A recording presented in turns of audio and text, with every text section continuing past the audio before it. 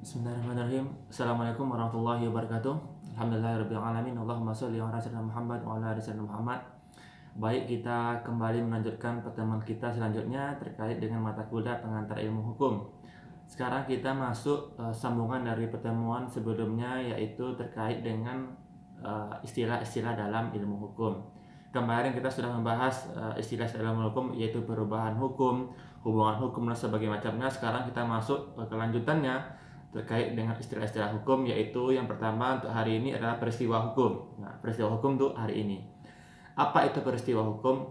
Peristiwa hukum itu adalah sesuatu yang menggerakkan peraturan hukum sehingga ia secara efektif menunjukkan potensinya untuk mengatur disebut dengan peristiwa hukum. Artinya peristiwa hukum tersebut adalah sesuatu yang dapat menggerakkan hukum tersebut sehingga hukum tersebut dapat berlaku. Contohnya, agar kita lebih mudah memahami tersebut adalah seperti contoh yang terjadi di negara kita Indonesia, hukum kewarisan. Hukum kewarisan tersebut, kalau tidak ada peristiwa hukum, maka hukum tersebut tetap akan diam di situ, tidak bergerak dan tidak akan dikerjakan oleh manusia. Tetapi kalau sudah bergerak peristiwa hukum, maka barulah hukum tersebut bergerak atau sudah mulai berlaku hukum warisan. Contohnya ketika ada seseorang meninggal dan yang meninggal itu punya harta yang banyak, maka ketika dia meninggal maka dia punya ahli waris dan punya harta, maka di situ muncullah peristiwa hukum. Peristiwa hukum tersebut peristiwa adanya pembagian kewarisan. Maka mengapa disebut dengan peristiwa hukum? Karena kewarisan tersebut yang akibat dari orang yang meninggal yang ada hartanya itu diatur oleh hukum. Nah, seperti itu.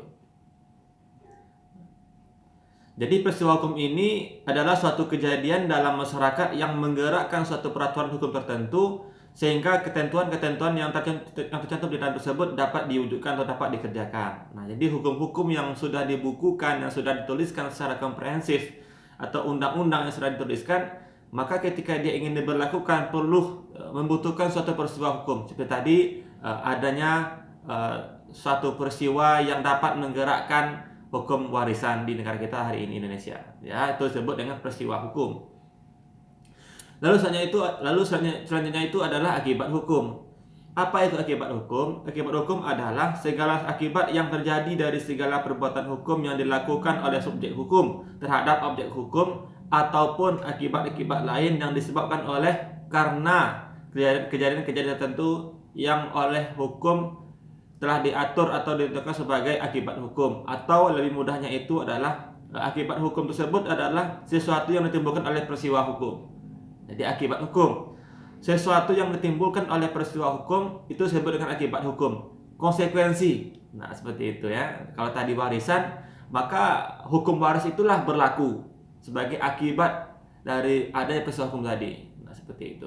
Jadi akibat hukum tersebut adalah sesuatu yang ditimbulkan oleh peristiwa hukum apapun itu. Nah, disebut dengan akibat hukum. Lalu selanjutnya itu adalah subjek hukum. Nah, subjek hukum ini adalah segala sesuatu yang mempunyai kewenangan hukum, ya, atau ia kecakapan untuk menjadi pendukung subjek hukum. Itu menurut Van Alperdon. Selanjutnya menurut Haider Ali, apa itu subjek hukum? Menurut beliau adalah manusia yang berkepribadian hukum dan segala sesuatu yang berdasarkan tuntutan kebutuhan masyarakat, demikian itu oleh hukum diakui sebagai hak dan kewajiban. Itu menurut Haider Ali terkait dengan subjek hukum.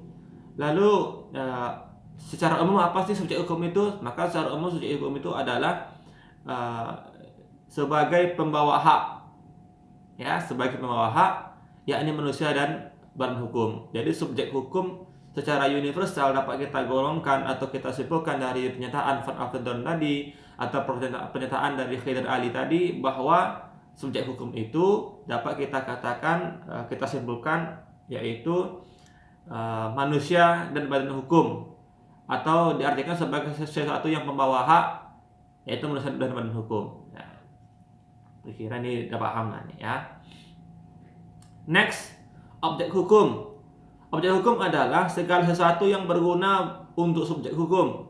Siapa tadi subjek hukum? Manusia dan badan hukum. yang dapat menjadi pokok permasalahan dan kepentingan para subjek hukum. Nah, oleh karenanya dapat dikuasai oleh subjek hukum. Jadi objek hukum itu adalah sesuatu yang berguna bagi subjek hukum. Contoh, ini contoh nih.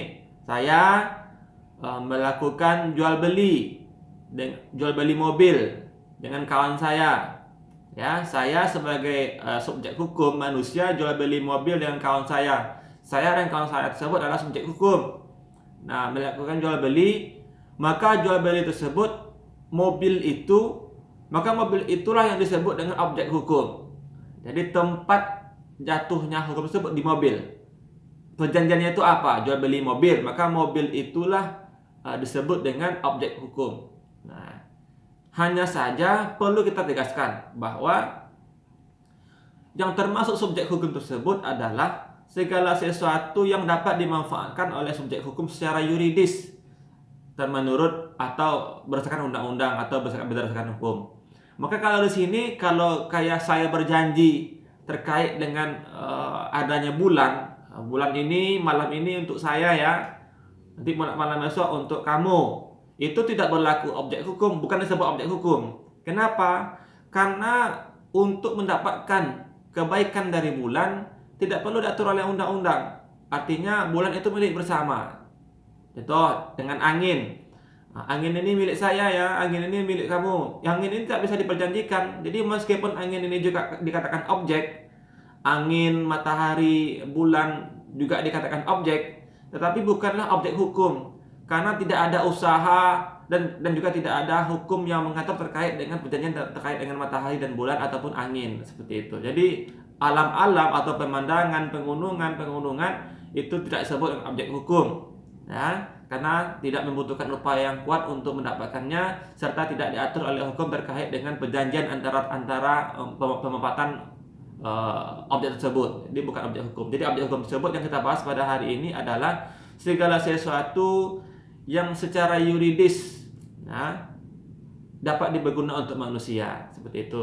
Jadi yang kita masukkan tersebut adalah objek hukum yang secara yuridis diatur oleh hukum untuk kepentingan manusia, bukan terkait dengan sesuatu yang objek seperti alam, seperti matahari, seperti bulan, seperti angin. Nah, itu milik bersama, jadi tidak perlu diperjanjikan. Lanjut, adalah hak dan kewajiban. Nah, ini terakhir nih ya, hak dan kewajiban. Apa itu hak? Hak adalah segala sesuatu yang harus didapatkan oleh setiap orang yang telah ada sejak lahir, bahkan sebelum lahir. Nah, makanya dalam konstitusi kita, dalam undang-undang dasar kita, setiap orang itu memiliki hak untuk hidup dan mempertahankan hidupnya.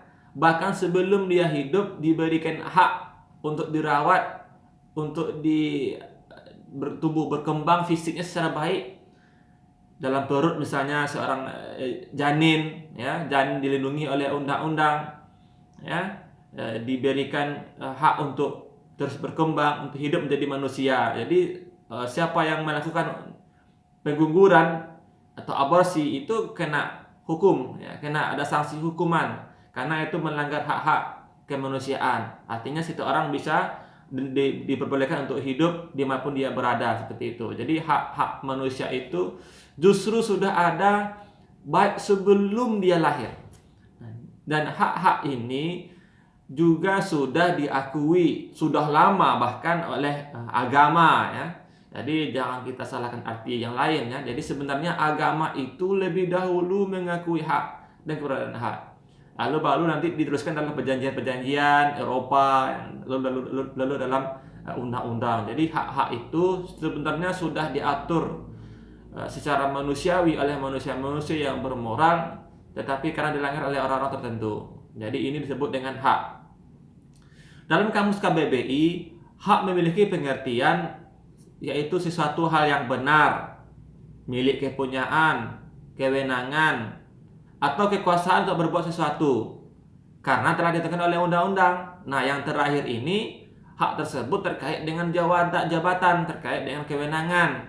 Tidak semua orang. Karena apa? Karena diatur oleh undang-undang. Contohnya hak sebagai seorang presiden, hak sebagai seorang anggota DPR, hak sebagai seorang menteri, hak sebagai seorang gubernur, seorang bupati. Mereka punya hak dan hak itu bersandar kepada jabatan mereka. Jika seandainya mereka tak lagi menjabat, maka hak itu juga hilang atau tidak lagi melekat pada diri mereka. Jadi hak ini disebut dengan hak yang melekat pada diri mereka karena ada jabatan yang ada pada diri mereka. Ya, seperti itu yang telah diatur oleh undang-undang. Ya. Akan tetapi bukan berarti hak ini bisa digunakan seingin hati mereka, tidak bisa juga. Hak itu diatur untuk melindungi kepentingan untuk melaksanakan kewajiban mereka terkait dengan apa yang mereka emban, apa yang mereka pikul. Jadi untuk dikerjakan dengan sebaik-baiknya tanpa melanggar, tanpa merendahkan hak yang lain. Itu disebut dengan hak. Lalu apa itu kewajiban? Kewajiban adalah sesuatu yang wajib dilaksanakan atau keharusan atau sesuatu yang harus dilaksanakan. Itu kewajiban. Contohnya tadi kalau hak dan kewajiban saya membeli mobil kredit, maka saya punya kewajiban membayar mobil tersebut dengan uang sesuai dengan jatuh temponya dan kapan waktunya. Nah, seperti itu ya. Jadi perjanjian saya dengan kawan saya tadi membeli mobil, kalau saya tak mampu membayar dengan lunas, maka saya punya kewajiban untuk membayar sesuai dengan jatuh temponya. Dan saya juga punya hak untuk memanfaatkan mobil tersebut yang sudah saya beli meskipun belum lunas, karena perjanjian tersebut seperti itu. Nah, jadi seperti sama dengan kredit rumah, kredit sepeda motor, dan lain sebagainya macamnya. Jadi ini disebut hak dan kewajiban. Nah, jadi seperti yang telah saya terangkan, ada peristiwa hukum, ada akibat hukum, ada subjek hukum, ada objek hukum, ada hak dan kewajiban. Maka ini semua masuk dalam materi perkuliahan terkait dengan istilah-istilah dalam ilmu hukum. Nah, nanti kalian boleh mendalami lebih dalam lagi apa contoh-contoh yang panjang, bagaimana menurut para ahli terkait dengan istilah-istilah yang saya sebutkan tadi. Semoga bermanfaat untuk kita semua. Terima kasih atas segala perhatian. Maaf atas kesalahan kekurangan. Saya sudahi dengan wassalamualaikum warahmatullahi wabarakatuh.